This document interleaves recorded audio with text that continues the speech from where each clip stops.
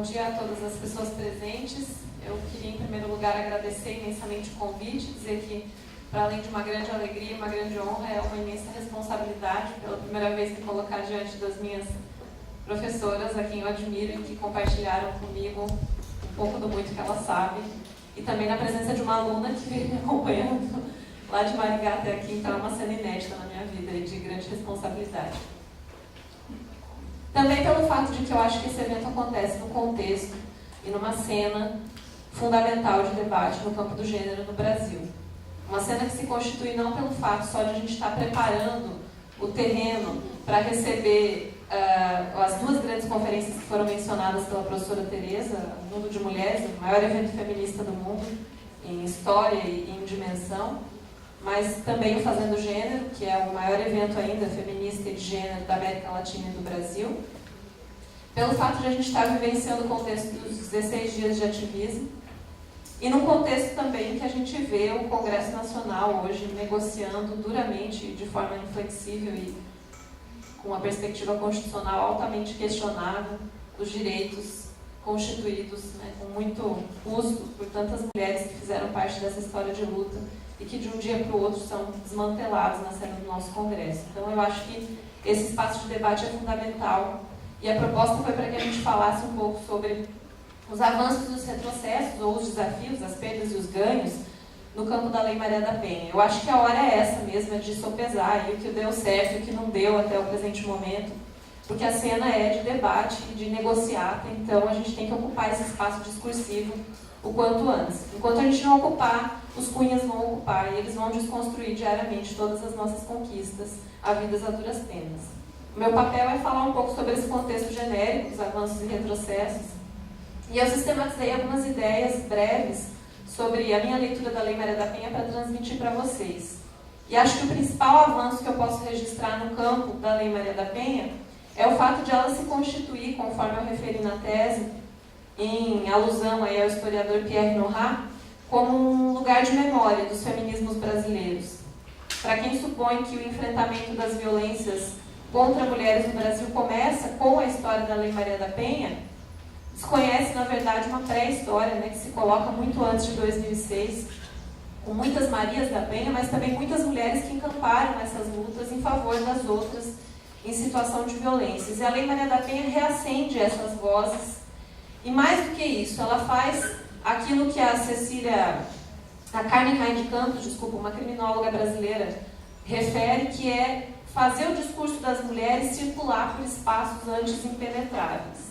E acho que essa é a riqueza fundamental da Lei Maria da Penha. O principal ganho é que as vozes das mulheres entram por espaços antes impenetráveis. E só para exemplificar, por exemplo, o Judiciário, o Ministério Público e outras instâncias que começam a admitir os discursos feministas e a ouvir as vozes das mulheres com mais atenção e de forma mais sistemática. Acho que um evento paradigmático para mim foi o primeiro Fazendo Gênero depois da sanção da Lei Maria da Penha. Acho que nunca houve tanta demanda por parte de agentes do Ministério Público ou do Judiciário participando do Fazendo Gênero para saber o que era dessa categoria gênero que estava ali inscrita no artigo 5º da Lei Maria da Penha. Então a lei é esse espaço de circulação de vozes fundamental e também abarca uma pluralidade essencial que constitui a sua gênese, porque essa lei foi elaborada por um consórcio de ONGs feministas. Então foram diferentes perspectivas de feminismos inscritos dentro do texto da Lei Maria da Penha. Diferentes visões de mulheres também, que são colocadas ali no texto da lei para serem protegidas na sua essência. É uma lei plural, fundamentalmente plural. E essa é, talvez, a maior riqueza a ser destacada, a maior conquista, aliás, que nos campos de pesquisa a gente identifica aí para a Lei Maria da Penha. Ao mesmo tempo, e aí eu reafirmo o meu lugar de fala, né, enquanto professora do direito e graduada no campo do direito, que essa pluralidade, esse sincretismo proposto pela Lei Maria da Penha, constituindo a maior riqueza, eu acho que é também um dos maiores desafios e talvez o maior, assim, a maior fragilidade, talvez, a ser explorada por algumas perspectivas de atuação aí no campo da Lei Maria da Penha. Esse sincretismo gerou um desafio muito grande, porque fez com que as pessoas se dessem conta de que as violências retratadas no campo da Lei Maria da Penha não se constituem um problema, por exemplo, exclusivamente jurídico. Então, os operadores e as operadoras do direito, de um modo geral, diante dessa necessidade, né, de uma intervenção que não se desse só no campo do direito, mas se desse também com o diálogo com as instâncias psicossociais de um modo geral, começaram a questionar até mesmo a constitucionalidade da Lei Maria da Penha. O fato de a lei propor, por exemplo, que os juizados de violência doméstica e familiar congregassem uma competência civil, criminal e de família, foi um dos fatores questionados no campo do direito. E eu acho que isso prova que a gente não estava ainda preparado realmente para receber esse sincretismo, mas que a lei confronta essa visão tradicional de intervenção no campo exclusivamente jurídico para dizer, olha, é necessário que vocês constituam esse diálogo no campo de atuação prático, empírico, em favor das mulheres em situação de violência.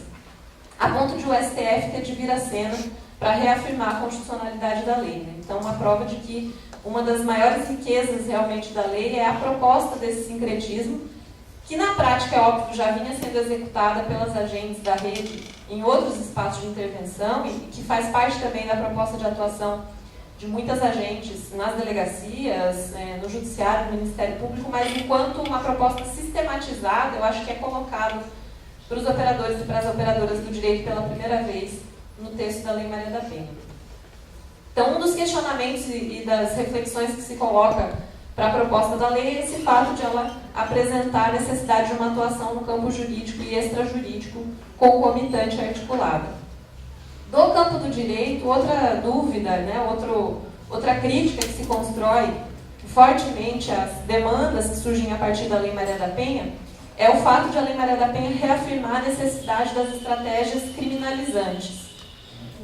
E essa mesma crítica se coloca hoje para a lei do feminicídio, quando autoras como, por exemplo, a Maria Lúcia Caran escrevem textos colocando em questão os paradoxais desejos punitivistas dos movimentos feministas brasileiros. E aí eu reforço uma outra riqueza da Lei Maria da Penha, que sem sombra de dúvidas é um dos seus maiores benefícios também, trazida à tona pela Vânia Pazinato, pela Carmen Rain de Campos novamente, que é o fato de a Lei Maria da Penha não se construir exclusivamente em cima de uma dimensão criminalizante.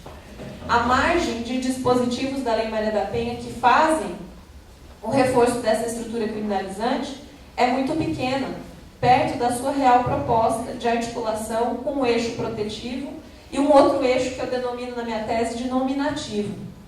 Então, no campo de atuação da Lei Maria da Penha, a gente tem que focar também os nossos esforços na proposta preventiva, não só pelas medidas protetivas de urgências, mas também para as outras apresentações, os outros reforços de atuação construídos na lei. E um exemplo muito claro e contundente disso é a presença da lei no processo de educação formal. E aí a discussão sobre os planos municipais de educação é fundamental, porque tem uma articulação clara com a Lei Maria da Penha e a imprescindibilidade dessa discussão no nível preventivo, para que a gente não precise se valer depois da dimensão criminalizante que é colocada em questão pelos movimentos aí feministas que fazem uma articulação com a criminologia crítica. Então, dentro do plano da prevenção, esse eixo construído pela Lei Maria da Penha é fundamental. Né? Que tipo de dotação orçamentária vai ser destinado para essas atuações? Enfim, hoje a gente vive também o desmantelamento dessa estrutura política ao ver a perda do status de ministério da SPM. Então, discutir esses outros eixos também é um grande desafio, porque a constituição articulada desses eixos é um dos principais ganhos também havidos no campo da Lei Maria da Penha. Para além do eixo preventivo, eu acho que a gente tem que se lembrar que a outra riqueza inscrita no texto da Lei Maria da Penha é o seu eixo nominativo. Na minha tese eu trabalhei um pouco mais com ele porque falei sobre o conceito de violências psicológicas. O grande insight, eu acho, havido pelos consórcios de ONGs, pelo consórcio, aliás, com as ONGs que construíram o texto da Lei Maria da Penha, foi promover essa inflação nominativa do que seriam as violências contra mulheres.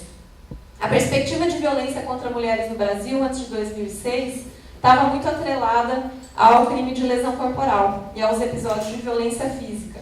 O que a Lei Maria da Penha faz é complexificar esse debate para dizer em primeira mão que essas violências elas são baseadas no gênero.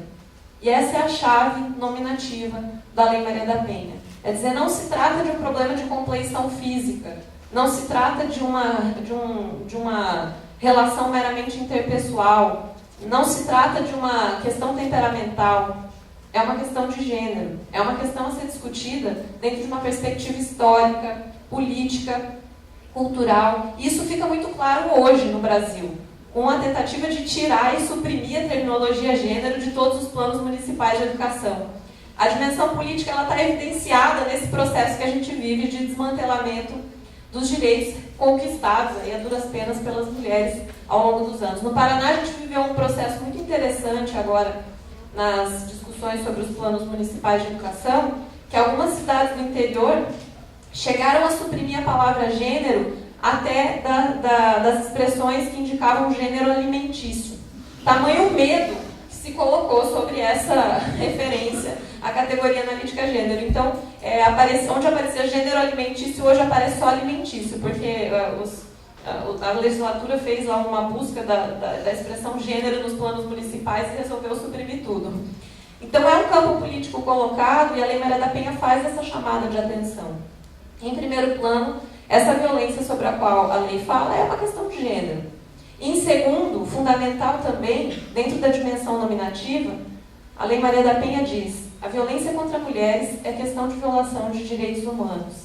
E o fato disso estar inscrito no texto da lei é muito importante para as reivindicações, de um modo geral. E, enfim, a lei também diz que essa violência ela se aplica independentemente da orientação sexual. Quer dizer, independentemente do tipo de relação afetiva que se constitua, o que define a incidência da Lei Maria da Penha não é quem pratica a violência, mas quem sofre, que são as mulheres. O que viabiliza, por exemplo, a incidência da lei no contexto das lesbianidades. Mas também é um registro importante na lei, que é o fato de que, nominalmente, violência doméstica e familiar para a Lei Maria da Penha, que é uma violência embasada no gênero, pode se dar tanto no ambiente doméstico quanto no ambiente familiar. E isso protege, por exemplo, as mulheres em casos de situações de violência fora da conjugalidade também. Então, eu conheci recentemente uma amiga que coabitava ali no mesmo terreno com um rapaz, dividiam o mesmo terreno, mas não tinham nem sequer relação familiar, era uma mera relação de coabitação. E ele começou a assediá-la e ela, nessas investidas violentas, começou a reagir e um dia ele a ameaçou de morte. E ela foi até a delegacia para pleitear uma medida protetiva de urgência. E aí as agentes da delegacia disseram: não, mas você não tem nada com ele, você não tem nenhuma relação. Ele é seu ex-namorado? Não, a gente nunca teve nada, mas a gente vive no mesmo terreno. E aí as pessoas insistiram que aquilo não era uma relação pautada pela Lei Maria da Penha. Ela disse: não, isso é uma relação de coabitação. E no âmbito nominativo da Lei Maria da Penha, isso se inclui no tipo de violência que a lei está querendo prevenir, evitar ou, eventualmente, remediar se for necessário. Então, essa inflação nominativa compreende essas outras dimensões de violências também. Para além do fato de hoje, o reconhecimento da Lei Maria da Penha ditar que violência contra mulheres, na perspectiva da lei, não só são as violências físicas, como também as psicológicas, as morais, patrimoniais, sexuais. Isso tudo num campo, então, nominativo muito mais extenso e que abrange maiores, então, possibilidades das mulheres de pleitearem a intervenção da rede de atendimentos. Há muitas críticas feitas a essa expansão do campo nominativo.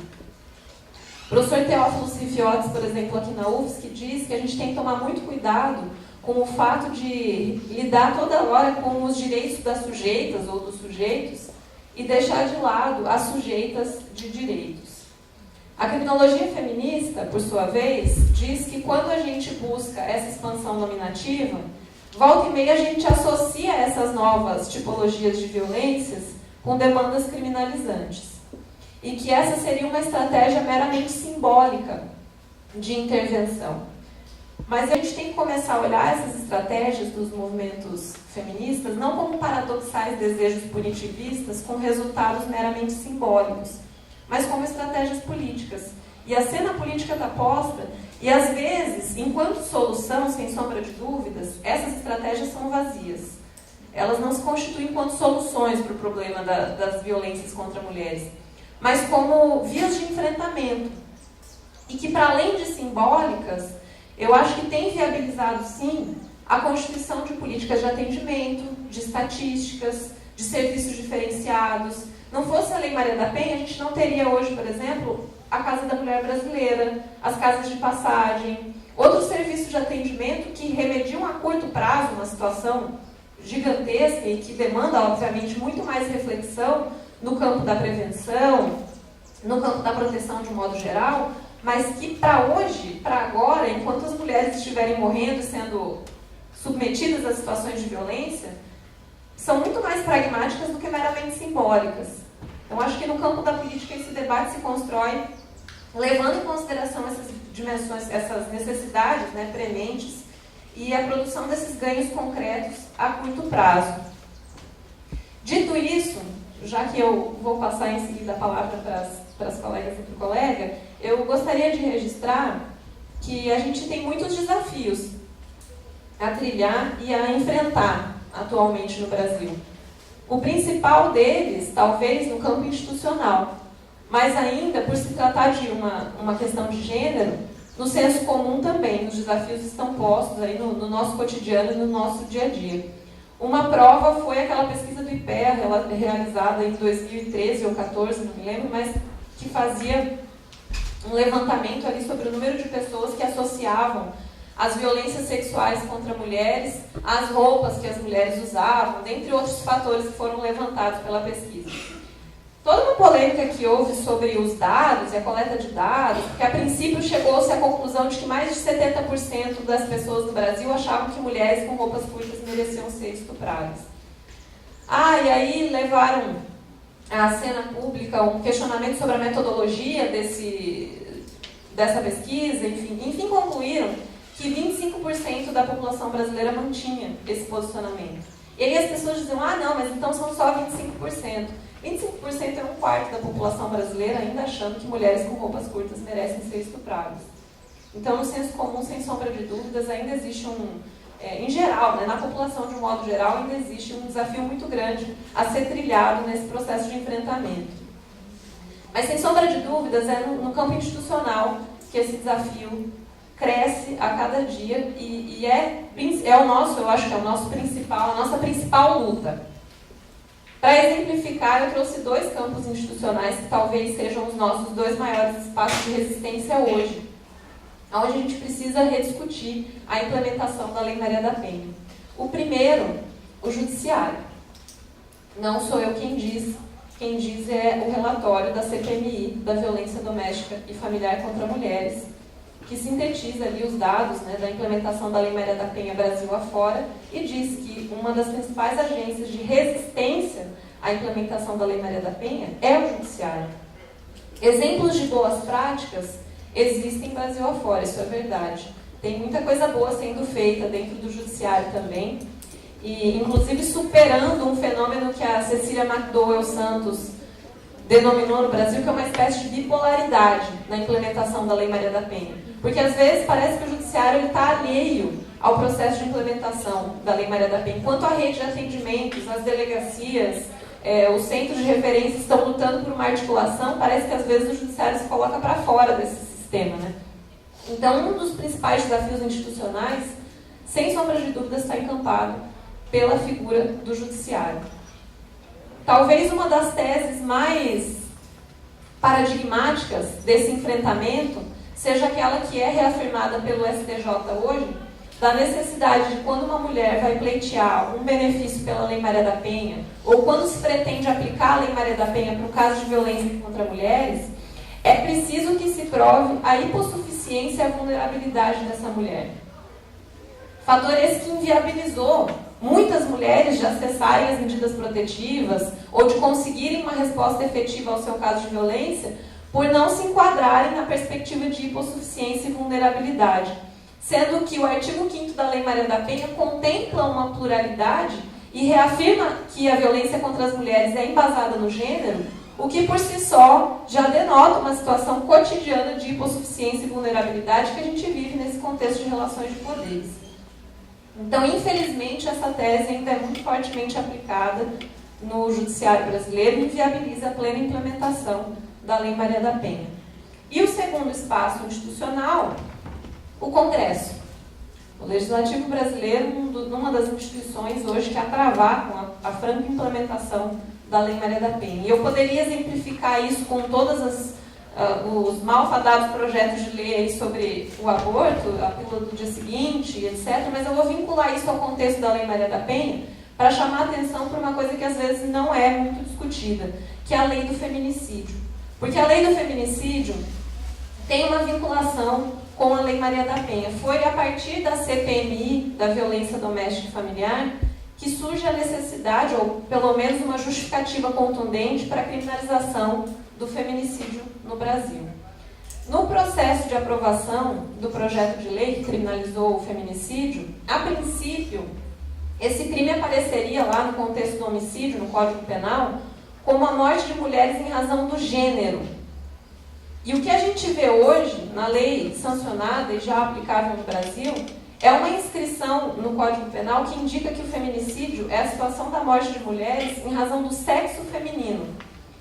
E essa foi uma tentativa clara dos parlamentares, e inclusive verbalizada por eles, de inviabilizar o acesso da lei penal pelas mulheres trans e pelas travestis, sem que eles saibam da complexidade definitorial que está por trás do sexo, porque eles supõem que o sexo é um fator meramente biológico, então está tudo certo, a gente só troca gênero por sexo e resolve todos os nossos problemas. Mas isso só prova e reforça para a gente que a gente está ocupando um campo de disputa discursiva. E essas inflexões todas fazem com que a gente deva refletir justamente sobre o que se perde e o que se ganha.